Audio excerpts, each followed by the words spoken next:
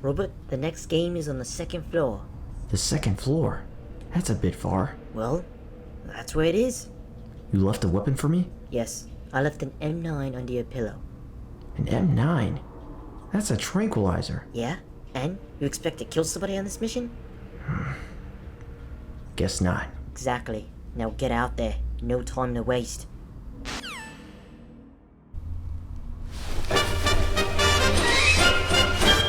Showtime this!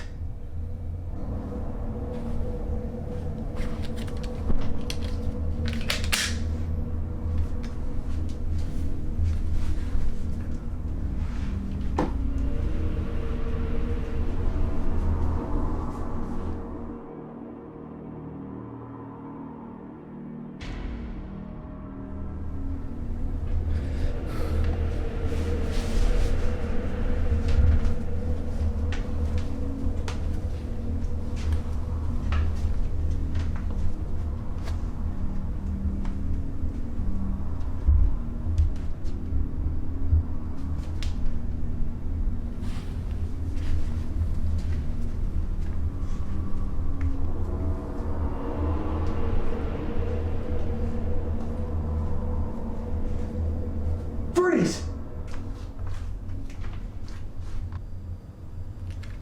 Wait a minute. Don't I know you from somewhere? Maybe. I do Uber. Yeah, you're that Uber driver. What are you doing here? What are you doing here? This is where I live. Oh? All you have to say is, oh? I could pull this trigger right now. You should really leave. Oh, that is a pussy gun. Put me to sleep. How do you know? You really want to risk it? You really want to risk it?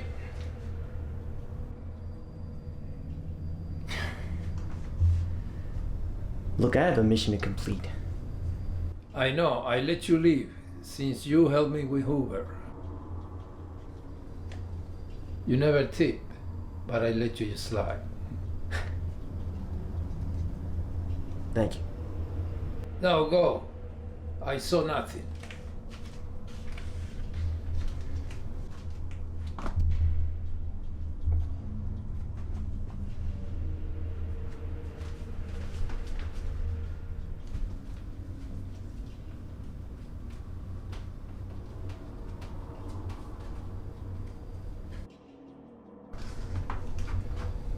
It's going up now. Good luck.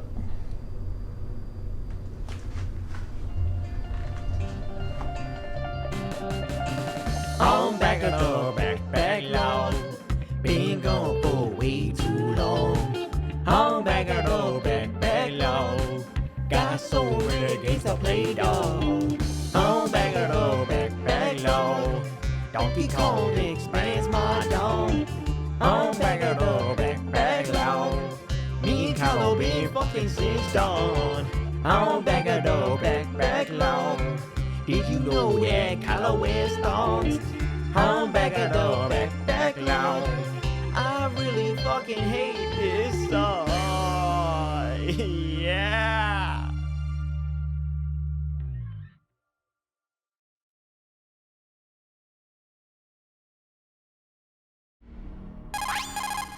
This is Snake. What is up, guys? It is Robert of Gaming with me, and welcome to Back at the Backlog, the series where we take a look at the games that I recently beat off my backlog. Today's episode is on the game Metal Gear Solid: The Twin Snakes.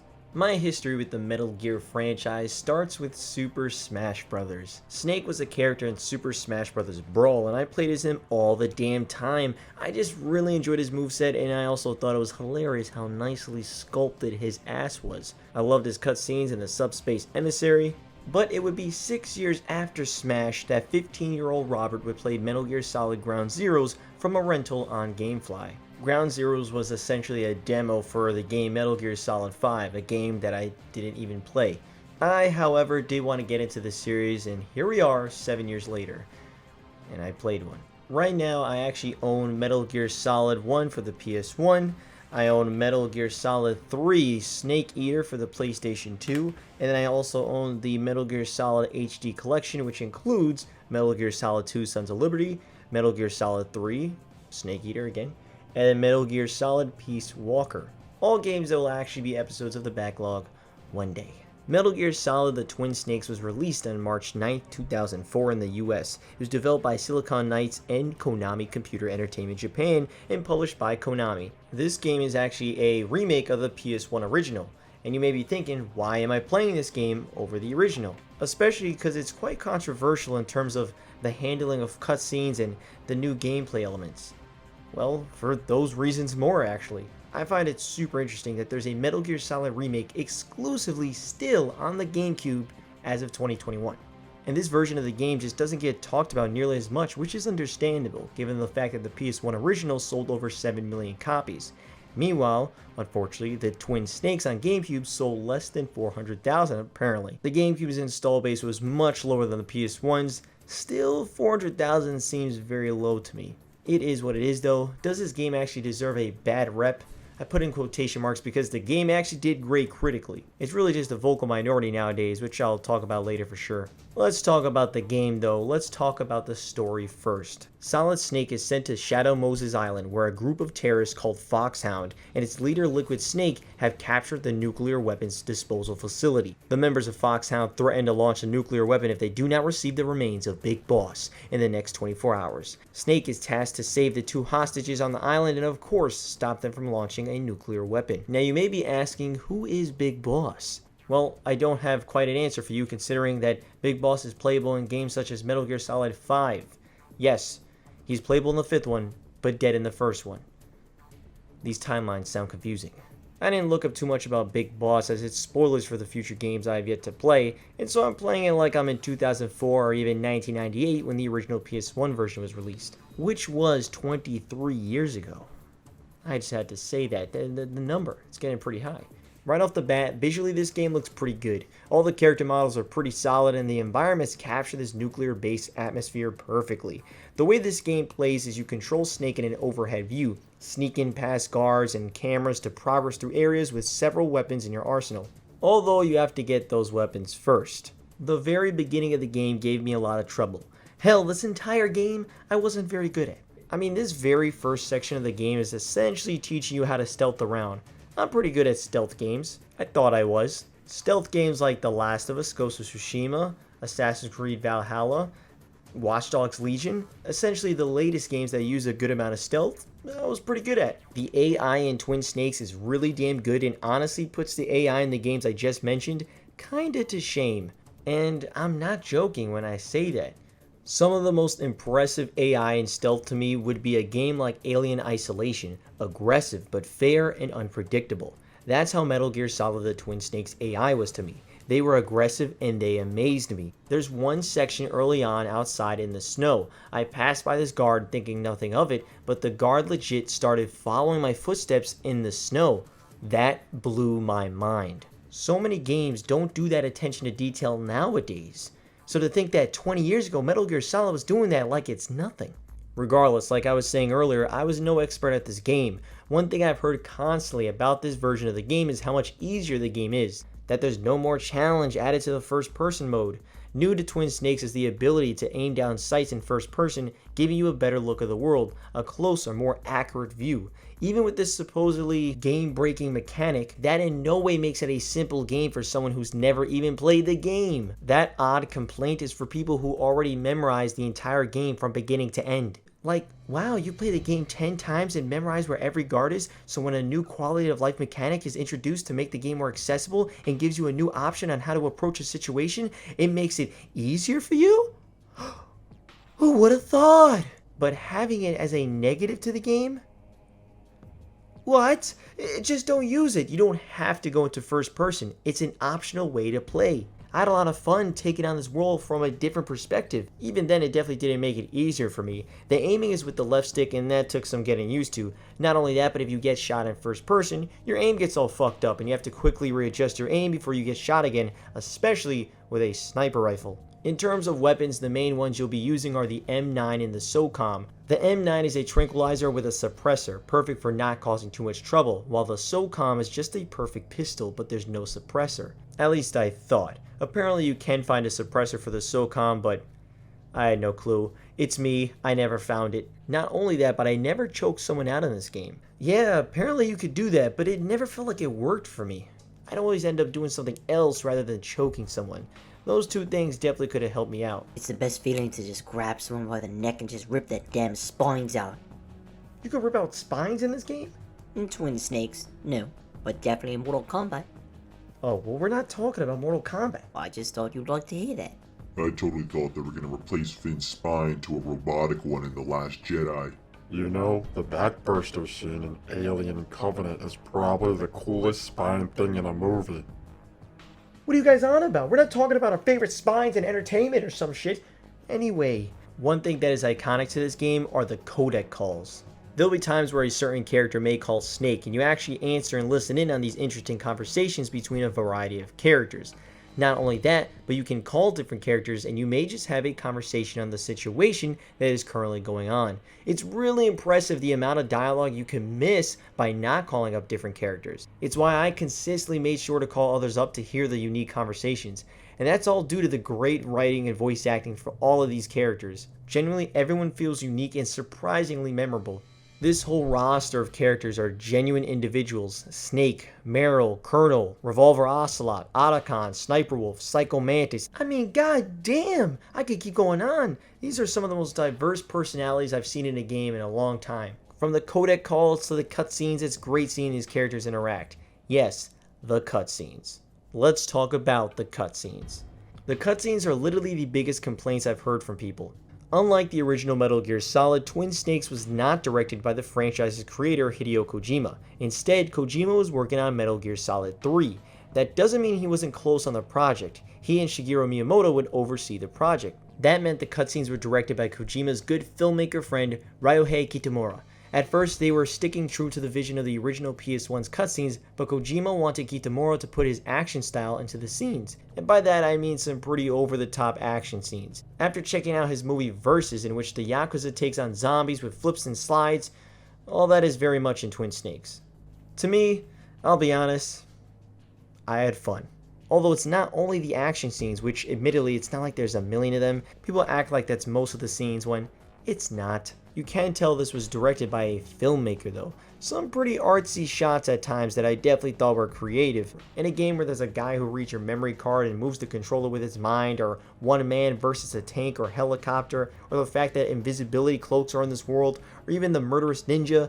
Look, what I'm saying is crazy acrobatic jumping on missile type action fits in this world. Yes, a couple of cutscenes make me go, what? But that's a part of what makes this game unique to me. After all, Kojima did look at these cutscenes and say, yeah, I like that.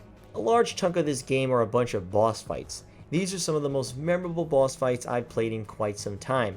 Not only because of the fights, but because each boss is given a personality and an end, making them memorable. There's a fight against an M1 tank in which you take out two gunners, and it was pretty cool. You have to constantly move as you carefully lob grenades into the tank, one grenade at a time.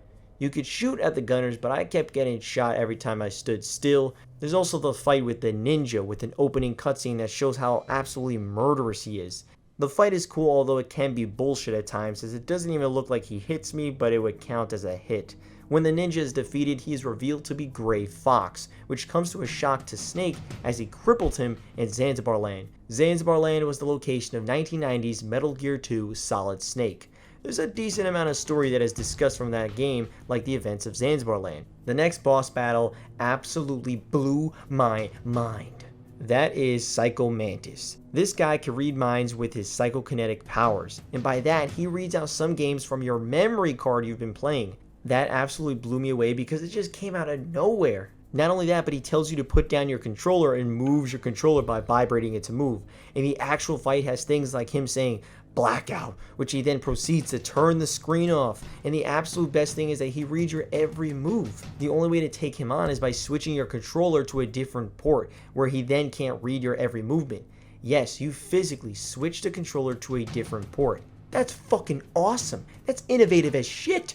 Admittedly, I knew about the whole switching controller ports thing beforehand, but that didn't stop me from being amazed and just smiling the whole time. They worked the memory card, the rumble, and the controller ports of all things into gameplay mechanics for this battle. It's just so damn cool and creative. It's unlike anything I've personally ever seen. Something like the controller ports just can't be replicated nowadays.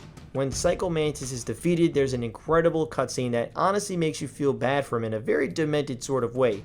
He essentially talks about his curse of being able to read minds. He dives into his family of his mother that died during childbirth and his father who hated him, and he felt like he was going to be killed by him. This whole character, the battle, the death, it's all brilliant. Another cool boss battle was with Sniper Wolf. Sniper Wolf shoots Meryl, the soldier you partnered up with, baiting Snake to Sniper Wolf's line of fire. Although right before taking on Sniper Wolf, you gotta backtrack a long way to get a sniper in order to verse her. Snake even says, "Second floor basement of the tank hangar. I have to go all the way back there." Well, yeah. What's wrong with you, Otacon? I felt that in my core. That's a genuine long way back, and considering I wasn't great at the game, it probably took me a bit longer than usual. That whole backtracking section was definitely my least favorite part of the game. It just felt like padding to me. No reason that an essential weapon to progress was somewhere I passed hours ago. Luckily, it picks right back up with a sniper shootout against Sniper Wolf. It may just be a shootout between Snake and Sniper Wolf, but there's an added intensity with Snake's crazy shaky hands. I mean, look at this! Relax, Snake, please! In order to steady Snake's hands, you'll have to take some pentosemen. This will allow for a good 30 seconds of steady shots, waiting for her to peek out and shoot her face off. Although get shot by her and Snake's shot gets all messed up and you'll have to quickly readjust. There's 2 sniper battles with Sniper Wolf, with the second being quite an emotional impact for that character. There's even more bosses, but those are the ones that stuck out to me the most. It just goes to show the variety of situations you go through on this journey, which I absolutely loved. Another thing that I love is the attention to details and how they are incorporated into the gameplay. For example, one location has you looking out for walls that were cemented over. Going into first person view could show off the walls that have been cemented, but not only that, the sound of the cemented wall is different from a normal wall when knocking on it. I was actually amazed at that because something like that just felt unique to other games in the genre. It uses the sounds and look of the environment for gameplay reasons, and I think that's something that should be done more often. The story of this game goes in all sorts of places, twists that often occur. One important part of the story has Meryl and Snake captured. Snake is tortured and you have to control his strength in these sections. It's button mashing the A button, but these sequences are actually really important. This torture sequence decided whether Meryl lives or dies at the end of the game. Yes, a button mashing minigame decides the ending and the fate of a character. I honestly had no clue at first, so I just immediately surrendered, not fully understanding what regained strength even meant. So when I found out it meant Meryl would die, well, admittedly I reloaded the save because I didn't even fully understand what was going on. Of course I would button mash A to regain my strength in that case. I'm very bad at button mashing, so I had to surrender. Wow, you let Meryl die? Anyone will die if it comes to my lack of button mashing skills. Eventually you escape the cell you're in a creative way with a pretty funny guard who has to go to the bathroom. And during this section you get a bunch of Codec Calls, and one of them has you put your controller in your arm to soothe the pain through its vibration. Again, I just love the use of the controller and its fourth wall breaking. During these Codec Calls though, you find out that Big Boss was Snake's apparent father, which is even crazier because Snake killed Big Boss.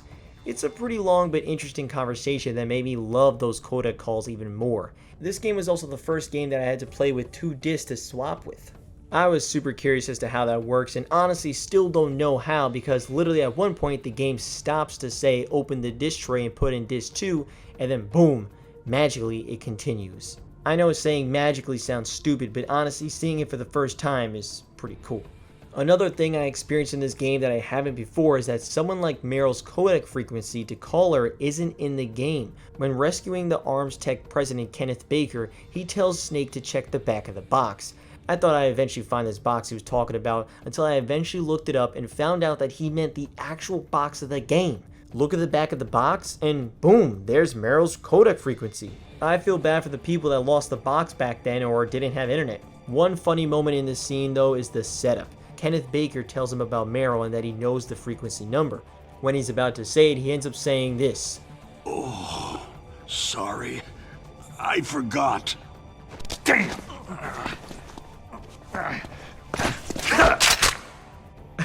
I absolutely love how pissed Snake is.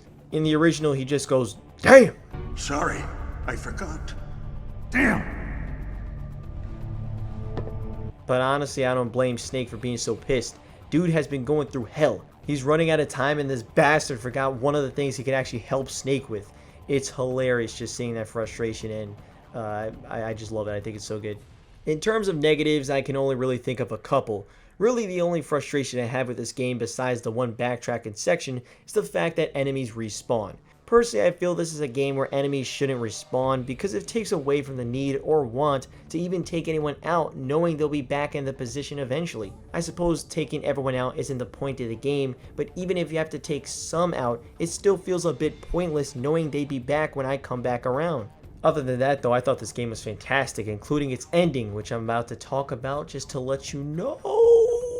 Right before versing a giant Metal Gear Rex, the mastermind of Foxhound, Liquid Snake, spills the entire plan to Snake. Now you may be thinking, Liquid Snake? Solid Snake? Wait a minute, the twin Snakes? They're twin brothers? Now don't get me wrong, that's not the twist in the end, I just haven't talked about it yet. There's a ton of story I didn't talk about because we'd be here all day, but one of the biggest twists I genuinely didn't see coming, even though it's kind of obvious, is that one of the people you talk to on the Codec Calls, Master Miller, was actually Liquid Snake the entire time. That kind of blew my mind because once you hear the voices and see him take off the glasses, it's a total, oh, that makes complete sense moment. In terms of the big plan, it turns out the Pentagon has created a virus called Foxdie. It's a virus that only kills specific people, which it knows through their genetic code. If Foxdie actually existed, we'd all be fucked. Yeah, man. A virus that targets specific people? I mean, damn, get on someone's bad side and next thing you know, you're dead because of a voodoo-like virus. You know, one day, it probably will exist. They'll be so preoccupied with whether or not they could that they won't stop to think if they should. Jurassic Park. Yeah, man. Snake was given the virus without knowing to spread it to the members of Foxhound and everybody involved on Shadow Moses Island. Apparently, Liquid knew this, so he listed a Foxdie vaccine as a demand from the Pentagon. Unfortunately, in another twist, Dr. Naomi Hunter, another person you talk to in the Codec Calls, made an alteration to the virus that targeted Snake. Why? Well, Gray Fox, the ninja, took care of her and was essentially the only person she considered family, so since Snake crippled him, she wanted to take revenge. It's a lot of exposition that is told, but it's all pretty interesting with some real good twists and strong character motives, but like I said, I can't go too crazy deep into it as we'd be here all day. After versing the MG Rex, Gray Fox helps Snake out and tries to actually stop Liquid in the MG Rex, but ends up getting crushed.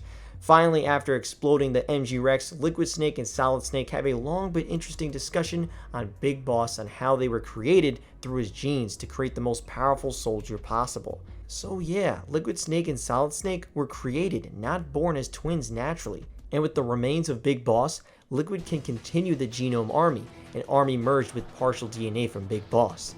Then Meryl is brought back into the picture, and it turns out with the Metal Gear destroyed, the Pentagon figured they just nuked Shadow Moses Island to erase any evidence of what's happened in that day. So yeah, there's a lot of shit going on, but now Solid Snake has to fight Liquid and escape with Meryl before they get blown to pieces. The final battle with Liquid is admittedly a bit disappointing considering all the cool bosses before. It's just a fist fight with Liquid as he moves around like crazy. Dude does not stop walking, and he only fights back in the later half of his health. Most of the time I just miss attacks because of him just roaming around. I get the appeal of a final battle in this way, but it honestly isn't very good compared to the other battles. Once Liquid is defeated, Snake uppercuts the shit out of him and helps Meryl. It's a nice touching reunion cut short as they have 10 minutes to escape. Yup, the final 10 minutes of the game. From there, they escape in a Jeep with a turret, which becomes an on-rails turret section, which was a lot of fun, taking out guards as quickly as possible. Then BAM! Liquid is still alive and speeds towards Snake and Meryl, and you shoot the hell out of him as he moves around side to side, spraying this man with bullets until they crash outside with nowhere else to go. Liquid is on his last leg when all of a sudden, Foxdie kicks in and kills him. Snake contacts the colonel and finds out that the Secretary of Defense was doing all of this alone and he's been arrested. Not only that, but they stopped the bombings. Also to help out Snake, the NSA, DIA were told that Snake was confirmed dead. Now, with Shadow Moses behind him and a fox-die death ahead of him, Snake will be living one day at a time. Dr. Naomi Hunter tells Snake, "Live, Snake. That's all I can say to you." Snake and Meryl take a snowmobile and go ride out to help. Over this, Naomi Hunter delivers a great monologue about living life. This whole experience hits Snake hard. Meeting Meryl, knowing that any moment he could die due to Fox die, Snake has only lived the life of war, of death, for himself to survive. Now he says he wants to live for someone else for a change. And it ends with Snake saying, Come on. Let's enjoy life. Then, a little message pops up telling the player that as of 2003, there are still over 20,000 nuclear warheads that exist in the world. And I looked it up. As of 2021, it sounds like there's still over like 13,000 nuclear warheads in the world, which is pretty scary. Finally, the credits then roll. It's pretty cool seeing Shigeru Miyamoto in the credits of a Metal Gear Solid game. And then, at the very end of the credits, a voiceover of Ocelot on the phone reveals some major sequel teases. Apparently he was talking to a third brother named Solidius Snake, and he's the damn president of the United States! It is apparently behind all of this. Well shit, that's a twist because I've never even heard of Solidius. Well, I am looking forward to playing Metal Gear Solid 2 then. They also showcase your stats throughout the game, and yeah, it shows I wasn't very good at the game. Is to continue my amount of deaths? Did I actually die 67 times? I mean, goddamn, maybe. It didn't feel like that at all, but maybe so. That was Metal Gear Solid: The Twin Snakes. That game was fantastic. I truly understand why people call this original a classic. And I know a lot of people may shit on this version, so I did go back and play about the first 30% of the PS1 version just to compare. I gotta say this, I have no way to prove this, but I feel people just hate on this version because it's not what they originally played when they were younger, and if this version was the original, people would view the PS1 version as such a downgrade. Because honestly, it's the same game, just enhanced visually and mechanically. I don't get the whole first person ruins the challenge like I talked about earlier. Hell, in this game, if it's too easy for you, you can put it on a harder difficulty, and even have it where it's game over if you get spotted.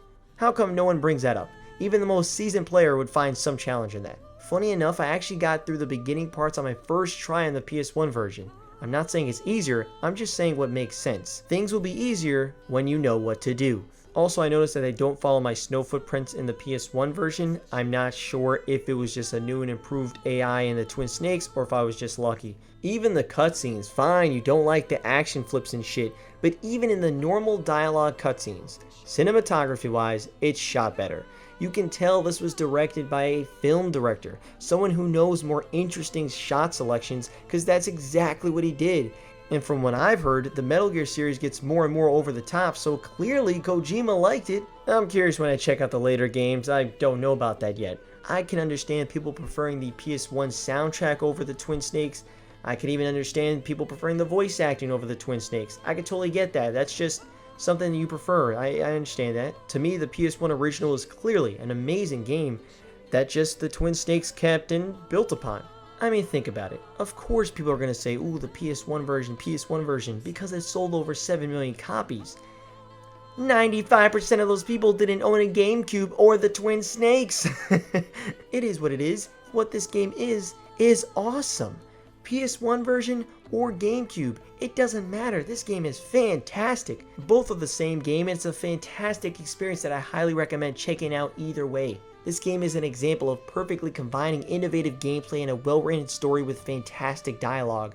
It's a game about a soldier learning about life and what it is to live, not just the death-ridden world of war. It's a story you can make a whole video on, and I know there's plenty out there, but definitely experience it at least once in your life.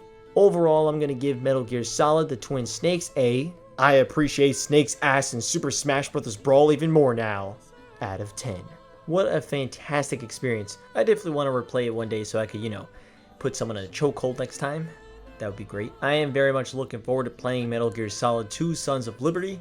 That will be an episode one day. Can't wait to see what Snake is up to next, but what happened? I thought he was living life. I guess he can't quite live life when his game sells 7 million, unfortunately. That'll be it for today, though. Thank you so much for watching. Please share this around as these videos take so long to make. Have you played Metal Gear Solid: The Twin Snakes or the original? Let me know down in the comments below, and I'll see you guys next time. Metal Gear Solid: The Twin Snakes was a great blend of stealth gameplay and an interesting story, but it is officially out of the backlog.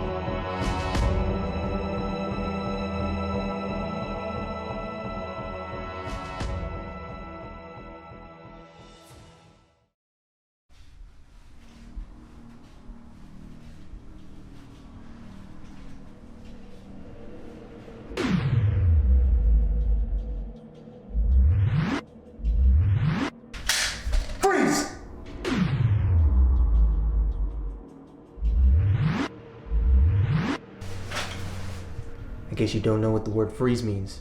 Same weapon, huh? Well, you and I both know these won't do much damage. You know we both are just trying to put each other to sleep.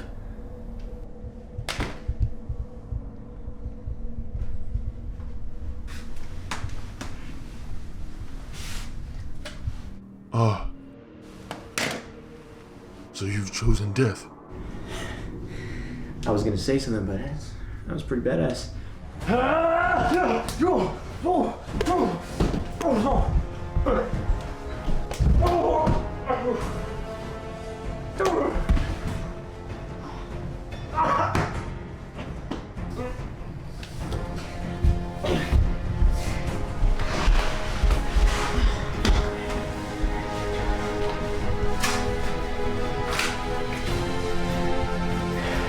guess I'm winning.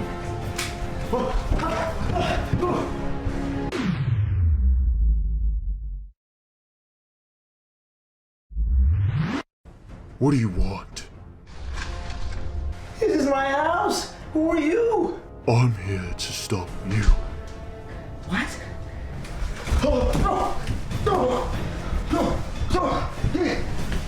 Fuck!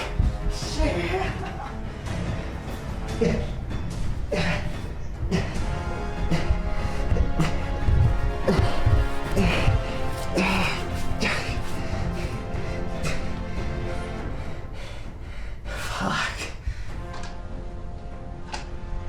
Fuck is a bad word.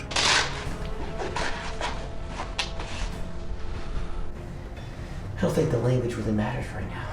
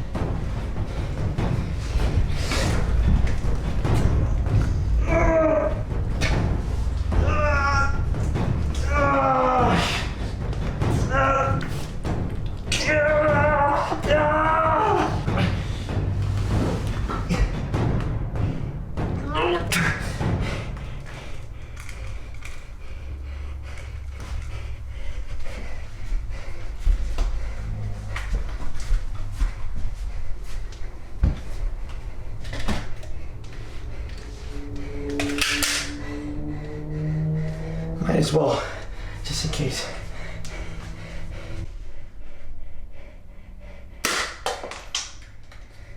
You never know.